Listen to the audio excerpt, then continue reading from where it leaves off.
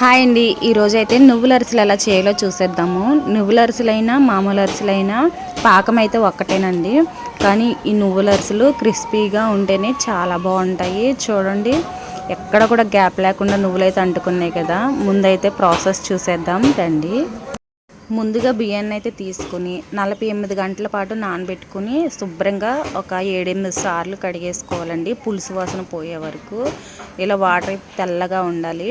ఇలా కడుక్కున్న బియ్యాన్ని ఇలా క్లాత్ మీద వేసుకుని వాటర్ అంతా డ్రాప్ అయిపోవాలండి. వాటర్ అస్సలు ఉండకూడదు, అలాగని బియ్యం ఆరకూడదండి.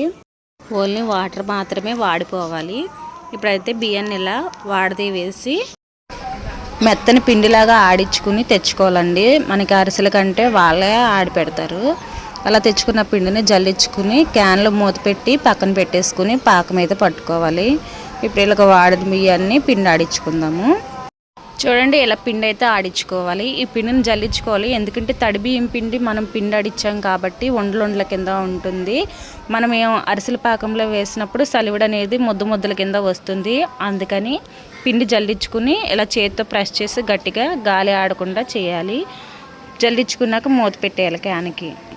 ఇక్కడ నేను కేజీ బెల్లం తీసుకుంటున్నానండి నువ్వుల అరిసెల కోసం. బెల్లాన్ని అయితే ఇలా చేతకు కొట్టుకుని ఒక గిన్నెలో వేసుకుని పాకం అయితే పట్టేద్దాము. ఇలా గిన్నెలో బెల్లం వేసుకుని 1/2 లీటర్ వాటర్ పోసుకుని పాకం పట్టుకుందాము. పాకం పట్టుకునే ముందు బెల్లాన్ని ఇలా కరిగించుకుని వడపోసుకోవాలండి. బెల్లంలో రాళ్ళున్నా బెడ్లున్నా వచ్చేస్తాయి. ఇప్పుడైతే వడపోసుకుందాం. మీరు ఎప్పుడు ఏ వంటకం చేసినా బెల్లాన్ని అయితే ఇలా కరిగించుకుని వడపోసుకోవాలండి, ఎందుకంటే ఇందులో రాళ్ళు బెడ్లు ఉంటాయి. తెలియని వాళ్ళ కోసం చెప్తున్నాను, చాలామందికి తెలీదు, డైరెక్ట్గా వండేస్తారు. కానీ అప్పుడేమో మనకి నోటికి రాళ్ళు బెడ్లు ఇసుక అలా తగులుతుంది. చూసారు కదా. ఇప్పుడు వేరే గిన్నెలో ఈ బెల్లం నీళ్ళు పోసుకుని పాకం అయితే పట్టుకుందామండి. ఇప్పుడు పాకం వచ్చిందో లేదో చెక్ చేసుకుందామండి. మనం పాకం తీసుకుని వాటర్లో ఇలా వేసుకుని వెంటనే కాకుండా 1-2 సెకండ్లు ఆగి అప్పుడు ఇలా ఉండ కింద చేసుకోవాలి. అరిసెల పాకం గోళీ పాకం వస్తే చాలండి. చూసారు కదా, ఇలా ఉండలా ఫామ్ అవ్వాలి. అప్పుడు మనకి అరిసెల పాకం వచ్చినట్టు. చూసారు కదా. ఇప్పుడైతే పిండిని అయితే పోసేసుకుందాము. ఇలా అరిసెల పాకం పట్టుకున్నప్పుడు 2 స్పూన్లు నెయ్యి వేసుకోండి, టేస్ట్ బాగుంటుంది. అలాగే మనకి అరిసెలు బాగా వస్తాయండి, ఎక్కడ క్రాక్స్ లేకుండా. ఇలా నెయ్యి వేసుకుని ఇప్పుడు పిండి వేసుకుందాం. ఇలా నెయ్యి వేసుకుని బాగా కలుపుకుని ఇప్పుడైతే పిండి అయితే వేసుకుందామండి. కొంచెం కొంచెంగా వేసుకోవాలి, ఒక్కసారిగా పిండిని అయితే వేయకూడదు.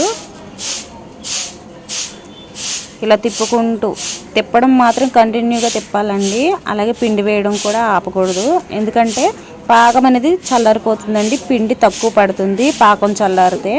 అందుకే వేడి మీద ఉన్నప్పుడే ఇలా తిప్పుకోవాలి. ఇలా తిప్పేటప్పుడు మళ్ళీ కొంచెం నెయ్యి వేసుకోండి, అలాగే నూనె కూడా వేయండి. మధ్యలో ఇలా వేస్తూ ఉండాలి. చెప్పాను కదా, నెయ్యి వేస్తే అరిసెలు అనేవి బాగా వస్తాయి, అందుకే వేసుకోండి. ఇప్పుడు మళ్ళీ పిండి వేసుకుని తిప్పుకోవాలి.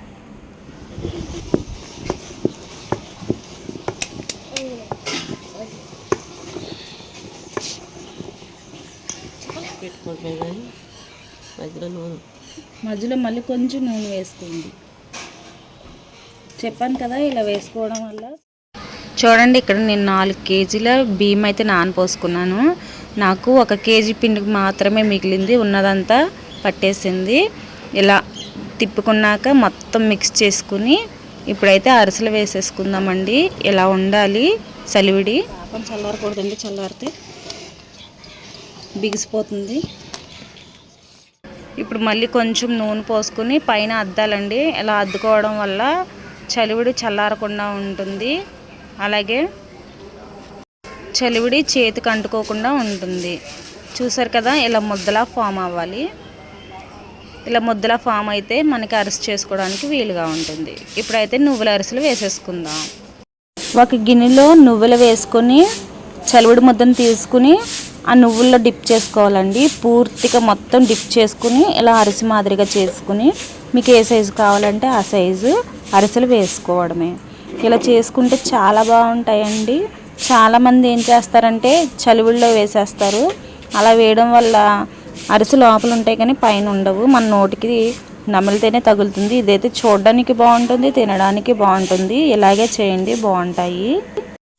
ఇలా పెద్ద మూగుడు తీసుకుంటే అరిసెలు అనేవి 4-5 పడతాయండి. అదే చిన్న మూగుడు తీసుకుంటే 2-3 పడతాయి. అలాగే పొయ్యి కింద మనం మంట ఎక్కువగా పెట్టకూడదండి. ఎక్కువగా పెడితే ఏమవుతుందంటే పైన ఉన్న లేయర్ మాడిపోతుంది, లోపల ఉన్న చలివిడి ఉడకదండి. అందుకని మంట తక్కువగా ఉండాలి. మీరు గ్యాస్ మీద వండుకునేలాగుంటే గ్యాస్ ఫ్లేము లో టు మీడియం ఫ్లేమ్లో పెట్టుకోండి. హై ఫ్లేమ్లో పెట్టద్దు, అలాగని సిమ్లోనూ పెట్టద్దు. లో టు మీడియం ఫ్లేమ్లో పెట్టుకుంటే మంట సరిపోతుంది.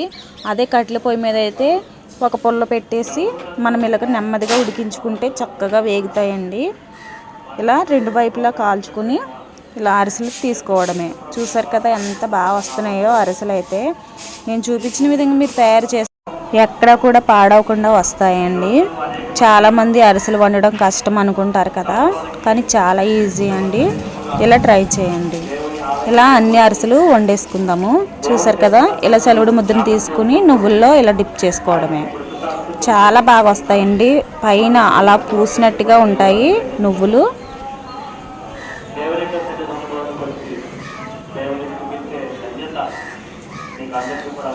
అరిసెలు వండేటప్పుడు 4-5 ఉండాలండి. ఒకళ్ళు వేయడం, ఒకళ్ళు తీయడం, ఒకళ్ళు చేయడం, ఒకళ్ళు వండ చేయడం, అలా 4 చేసుకోవాలి. మనం తక్కువ క్వాంటిటీలో అయితే 2 సరిపోతారు. 2 కంపల్సరీ ఉండాలండి. ఒక్కళ్ళతో అయితే ఈ అరిసెలు వండడం అవ్వదు.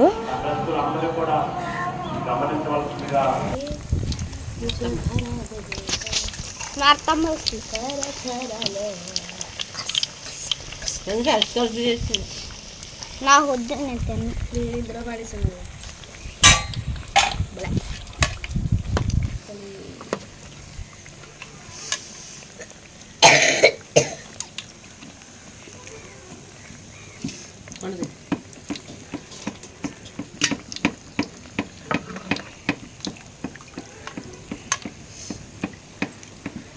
నన్ను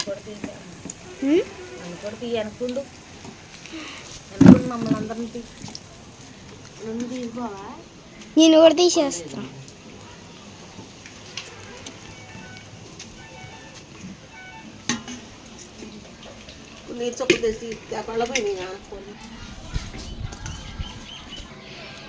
చూడండి, నువ్వుల అరిసెలు అయితే రెడీ అయిపోయినాయి. చూడండి ఎంత బాగున్నాయో.